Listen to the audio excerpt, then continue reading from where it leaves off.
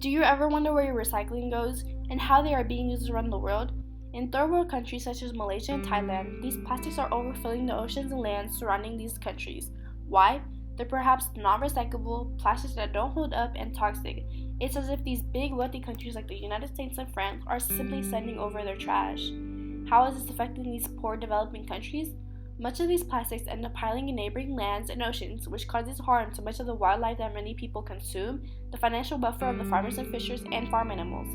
It is mentioned that up to one-third of cattle and 50% of goats in developing countries have consumed significant amounts of these harmful plastics. What is there to eat when your main sources of meat are being killed by trash? Why action is important. Many of Malaysia's landfills are legally open or completely shut down due to an overfill on plastics. It's just simply too much for them to store, so it's thrown into the ocean where no progress is made. There's no decrease anytime soon if wealthy countries don't find a correct way to dispose of the many plastics that are being thrown each day. Shipping plastic containers in 40-feet containers to poor countries with zero notice will not solve problems. What are solutions? You could say stop buying so much plastic, and if you do buy plastic, recycle it, but it will always end up where it shouldn't. It's the lack of passion, knowledge, motivation, and money. If there's no market and animals, there's no sales. These people are starving and struggling to survive. If people could keep starting charities and keep giving donations, there'd be hope and some change.